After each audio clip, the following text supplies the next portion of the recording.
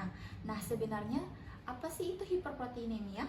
Jadi, hiperproteinemia adalah kondisi di mana kadar protein dalam darah meningkat secara tidak normal yang disebabkan oleh kondisi medis tertentu seperti dehidrasi. Ada juga gejalanya seperti kelelahan, pembengkakan, nyeri sendi, dan juga gangguan pencernaan. Untuk lebih jelasnya, yuk simak video selanjutnya. Secara umum, hiperproteinemia dapat diklasifikasikan menjadi dua. Yang pertama, hiperproteinemia relatif, yaitu terjadi karena berkurangnya volume plasma atau dehidrasi. Dan yang kedua, hiperproteinemia absolut, yaitu peningkatan kadar protein darah yang disebabkan oleh peningkatan produksi protein tertentu. Nah, di sini hiperprotein absolut itu dibagi lagi menjadi dua ya. Nah, perlu teman-teman ketahui, hiperproteinemia poliklonal yaitu peningkatan pada berbagai jenis imunoglobulin atau protein antibodi yang diproduksi oleh berbagai sel B. Terus yang hiperproteinemia monoklonal, dia disebabkan oleh produksi berlebihan satu jenis imunoglobulin yang berasal dari satu klon sel B yang abnormal. Patofisiologi dari hiperproteinemia yaitu terjadi akibat peningkatan produksi protein seperti imunoglobulin pada kanker darah atau penurunan volume plasma, misalnya dehidrasi yang menyebabkan ketidakseimbangan metabolisme protein dan gangguan fungsi organ. Jadi bagaimana sih mekanisme umum dari hiperproteinemia? Yuk kita simak video dari Apoteker Laila. Nah, tadi kan sudah dijelaskan oleh Apoteker Yamuna secara umum tentang gejala hiperproteinemia. Di sini saya akan menjelaskan secara umum tentang mekanisme dari gejala tersebut. Nah, hiperproteinemia yaitu ditandai dengan peningkatan konsentrasi protein plasma yang abnormal disebabkan oleh kondisi termasuk penyakit ginjal, penyakit hati, kemudian multipel dan infeksi. Nah, apa sih terapi yang digunakan? Nah, terapi yang digunakan ada terapi rehidrasi. Gimana sih mekanisme kerjanya? Mekanisme kerjanya yaitu di mana itu dia mengembalikan volume plasma untuk mengurangi konsentrasi protein dengan meningkatkan cairan di dalam tubuh. Kemudian obatnya itu seperti larutan garam. Nah, kemudian yang kedua ada obat imunosupresan. Nah, apa sih obat ini? Nah, mekanisme kerja dari obat ini yaitu di mana dia mengurangi respon imun yang berlebihan untuk menurunkan protein atau produksi protein di dalam darah, terutama dalam kondisi autoimun atau neoplasma. Obat yang digunakan itu biasanya obat prednison. Nah, kemudian mekanisme kerja yang ketiga yaitu antibiotik atau antiviral. Nah, mekanisme kerjanya itu seperti apa? Mekanisme kerjanya seperti mengobati infeksi yang dapat menyebabkan peningkatan kadar protein sebagai respon imun inflamasi di dalam tubuh. Obat yang biasa digunakan yaitu obat antibiotik atau infeksi bakteri.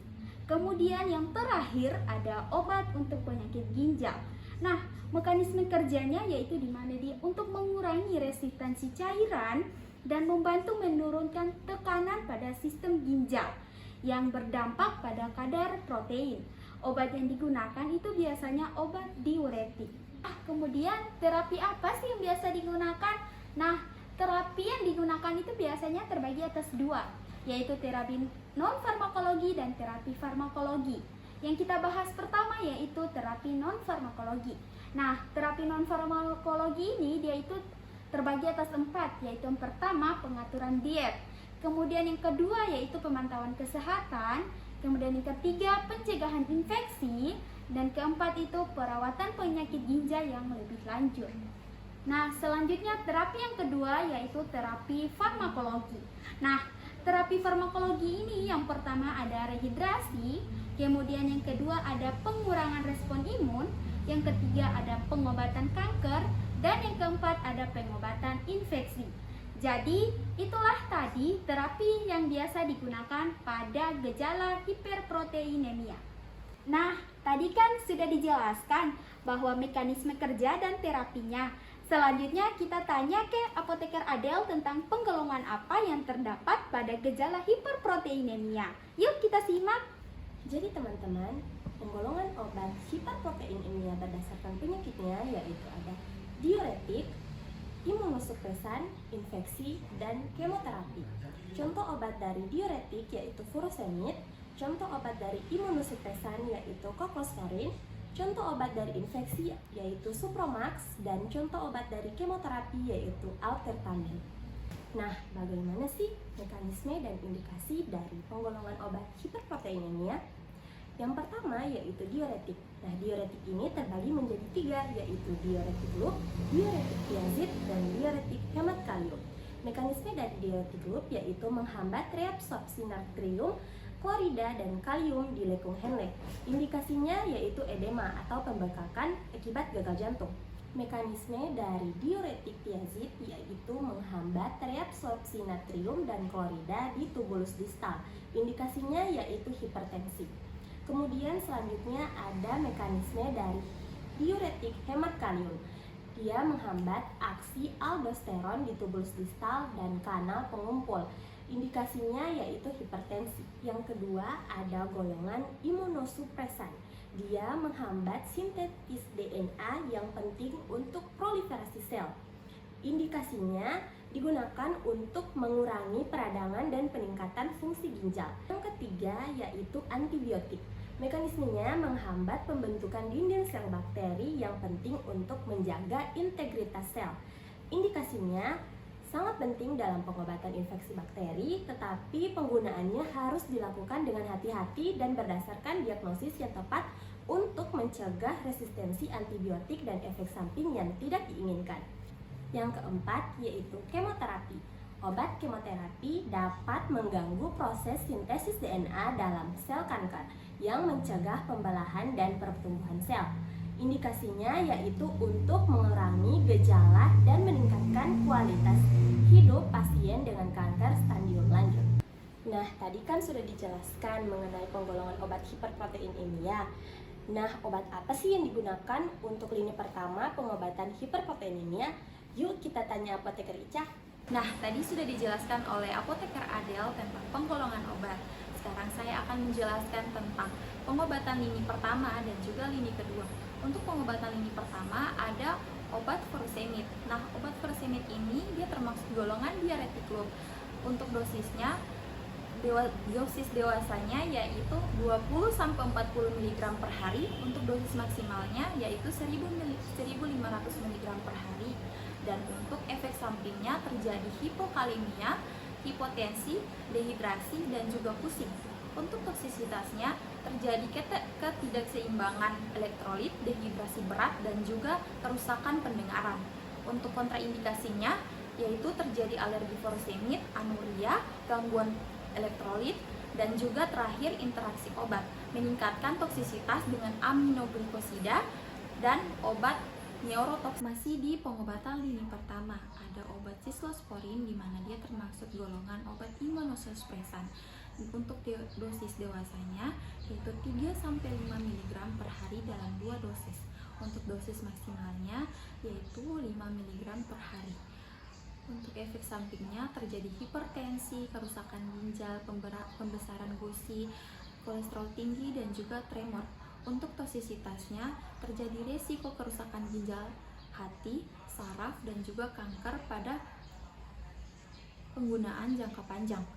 Untuk kontraindikasinya terjadi alergi terhadap sisklosporin, gangguan ginjal berat, hipertensi yang tidak terkontrol. Untuk interaksi obat, nefrotoksisitas dengan obat nefrotosik, peningkatan kadar dengan inhibitor CP3A4. Pengobatan lini pertama selanjutnya ada obat Supramox, di mana Supramox ini termasuk golongan infeksi, di mana dosis dewasanya 1,5 sampai 3 mg per hari. Untuk anak-anak berdasarkan berat badannya. Untuk dosis maksimal 250 sampai 500 mg tiap 8 jam. Untuk efek sampingnya terjadi mual, muntah, ruam kulit, dan gangguan fungsi hati. Untuk toksisitasnya dapat menyebabkan kerusakan ginjal, hati, dan risiko kejang pada dosis tinggi. Untuk kontraindikasinya terjadi alergi terhadap penisilin, Interaksi obatnya mengurangi efek bila dikombinasikan dengan antibiotik lainnya. Obatan lini kedua ada obat altretamin. Nah, di mana altretamin ini termasuk golongan kemoterapi. Nah, di obat ini dosis dewasanya 250 mg per hari dibagi dalam 4 dosis, biasanya diberikan selama 14 atau 21 hari.